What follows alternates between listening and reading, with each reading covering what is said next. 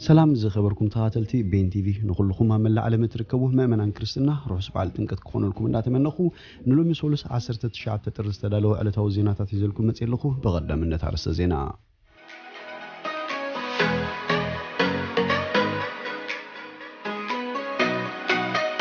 مكسيكو امريكا بغداي سدتنياتات بوليسي اخذ قير حتيتا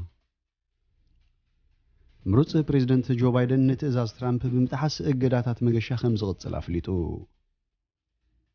بورد مرچا ኢትዮጵያ ንናይ ህወሓት ሕጋዊ አፍልጦ ሰሪዙ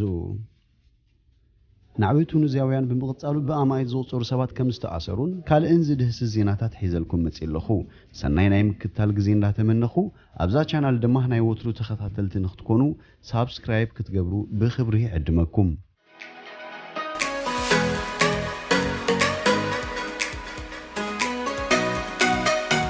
بريزيدنت مكسيكو أندرياس مانويل لوبيز أوبرادر أمريكا بالعل سدتنياتات اتقتلوا بوليس خطقير صويعو تمالنا بأمريكا خسقروا زقوعزو سدتنياتات أبدو بهاجرو مسبتسوح ببوليس مخلكالو ميزكر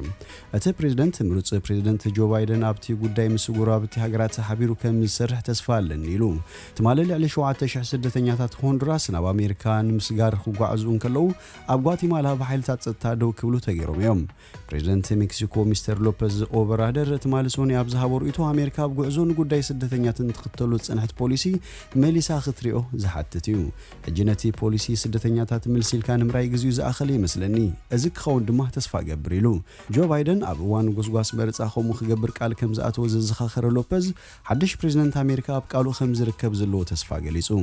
اتنسو زمرحو منغستيتهم ببزحي زوحزو سدتنياتات تطو اب مبال كم زحبر كوان تفلته غنكا وعيلو حديرو مسل سدتنياتات كخبر علوون يلو سوني فادو هوندا أبز بحال كبابي تأكيوم زنبرو كافلاي سدتنياتات ببوليس بمحلاف كم استخلكلو يذكر قال مسخاخر عين كم زبلو امونغو سدتنياتاتن بوليسن غونص زنبرو خوينو بوليس ابلعلتهم سدتنياتات منبعتك غاز كسددن سدتنياتات كهر من ترايو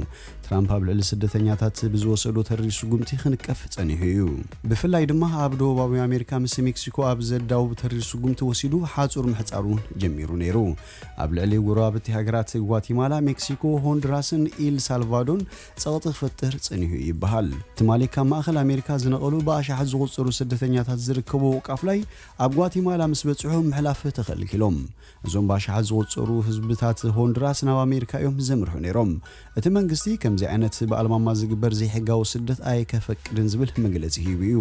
እዞም ዜጋታት ካብ ሆንድራስ ከም ዝኾኑ ዝረበሎም አሳተ 7000 ስደተኛታት ካብ ጥሜትን ቁጽታትን ከምልጡ እዮም ናብ አሜሪካ ዝውሕዙ ዘለው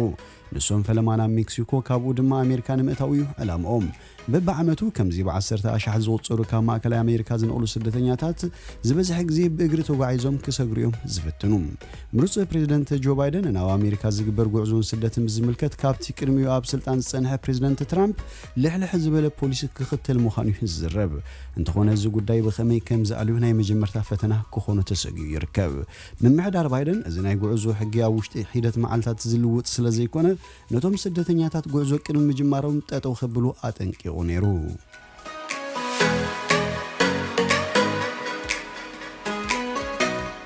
ምሩጽ ፕሬዝዳንት ጆ ባይደን ንትእዛዝ ትራምፕ ብምጥሓስ እገዳታት መገሻ ከም ዝቕጽል አፍሊጡ وهابيت قال مروص بريزيدنت جو بايدن اتي بسنكي لبدا كورونا فيروس ناب عباي بريطانيا اوروبان برازيلن اب زغبر مغشا زتنبر اگداتات كم زغصل افليطا صباح سلطان زركب جو بايدن نزي وسانه زحلفه تسنابتي بريزيدنت ترامب اگداتات مغشا نخلعل زحلفه وسانه بمتحاسيو منكس ترامب تمالسوني كا وايت هاوس اب زحلفه وسانه كاب 26 ጥር 2021 ጀሚሩ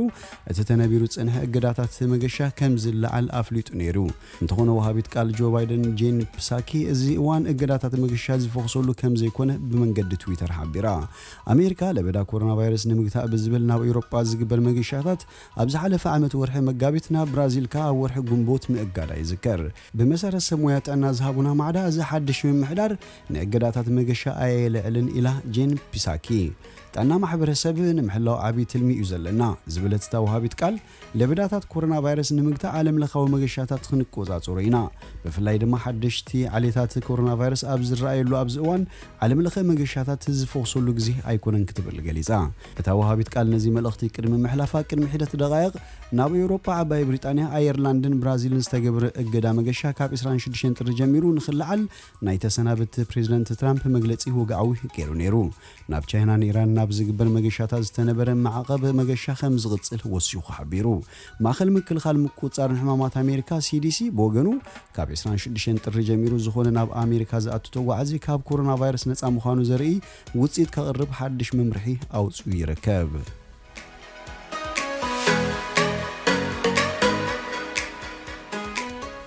ቦርድ ምርጫ ኢትዮጵያ ንናይ ህወሓት ሕጋዊ ኣፍልጦ ሰሪዙ ቦርድ ምርጫ ኢትዮጵያ ኣብ ናይ ዓመጽ ተግባራት ምስታፍ ኣረጋጊጽና ይዝበሉ ውድብ ህወሓት ሕጋዊ ኣፍልጦ ከም ዝሰረዘ ወግዓዊ ገይሩ እቲ ቦርድ ናብዚ ውሳነ ክበጽሕ ዝኽኣለ በቲ ውድብ ካብ ዝተዋህቡ መግለጺታትን ብወግዒ ዝፍለጥ ሓቀታትን ብምቕራብ ሓይሊ መሰረት ኣብ ዝገበረ ተግባር ዓመጽ ምስታፉ ብምርጋጽ ከም ዝኾነ ኣፍሊጡ በዚ መሰረት ንሕጋዊ መስርሕ ከም ዝተኸተለ ዝገልጽ እቲ ቦርድ ንሕጋዊ ኣፍልጡ ሰሪዘ ኣሎ ኺሉ ሓለፍቲ ህወሓት እውን በስምቲ ውድብ ክንቀሳቀሱ ከም ዘይክእሉ ውሳነ ኣሓሊፉ ዋና ዓቃቢ ሕጊ ፌደራል ኣብ ልዕሊ ውድብን መሪሕነቱን ብዝግበር ምጽራይ በስምቲ ውድብ ዝተመዝገቡ ዝንቀሳቀሱን ዘይንቀሳቀሱን ንብረት ዝምልከት ዝርዝር መረዳእታ ንኸቕርበሉ ድማ እቲ ቦርድ ሓቲቱሎ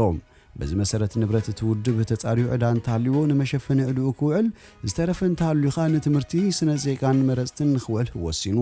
ቦርድ ምርጫ ከም ዝሓብር ውድብ ህወሓት መብርሂ ናይ ምሃብ ዕድል ንኽህልዎ ብዝብል ኣብ መንጎ እቲ ውድብን ቦርድን ከም መራኸቢ ኮይኖም ዝሰርሑ ዝነበሩ ዝበሎምን ብስም ዘይገለጾምን ከዘራርብ ፈቲነ ነይሩ ኢሉ እንተኾነቶም ኣብ ኣዲስ ኣበባ ዝነብሩ ተወከልቲ እቲ ውድብ ነቲ ፓርቲ ከም ዘይውክሉ ገሊጾም ለይሉ ቦርድ ምርጫ ብዘይካ ጉዳይ ህወሓት ኣብቲ ክልል ዝንቀሳቀሱ ሰለስተ ውድባቱን ብዛዕባ ምንቅስቃሶም መብርሂ ንኸቕርቡ ካብቲ ቦርድ ትእዛዝ ቀሪቡሎ እቶም ውድባት ብሄራዊ ባይቶ ዓባይ ትግራይ ባይቶና ሳልሳይ ወያነ ትግራይ ሳወትን ዓሲምባ ዲሞክራሲያዊ ፓርቲ ዓዴፓን እዮም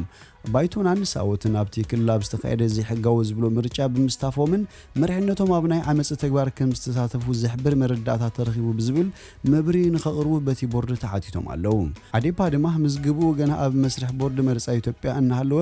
ኣብቲ ክልላዊ ምርጫ ብዛዕባ ምስታፉ መብርሂ ክቐርብ ከም ዝተኣዘዘ ተፈሊጡ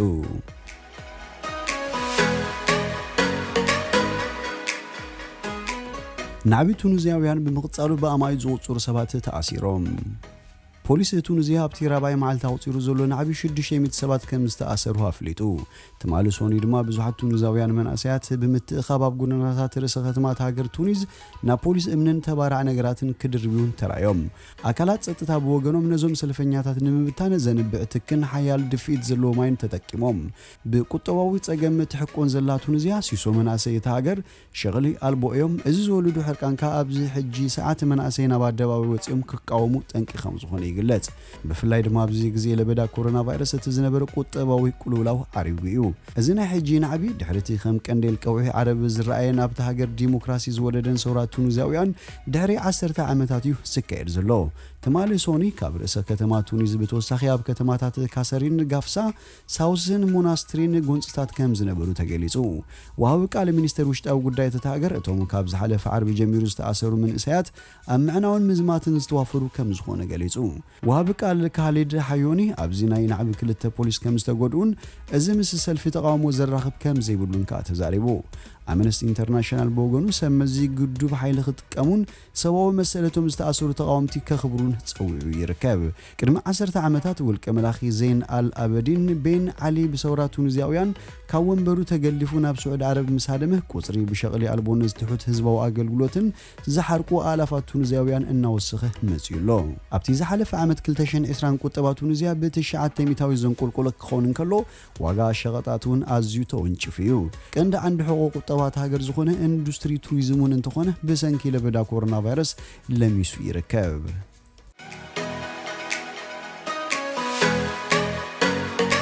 ዝኸበርኩም ተሃተልቲ ቤን ቲቪ ንሎም ዝብልናዮ መሰናዶና ኣብዚ ወዲና ኣለና ምሳና ስለጽናሕኩም ብልብነ መስኪን ሰናይ ንዓኹም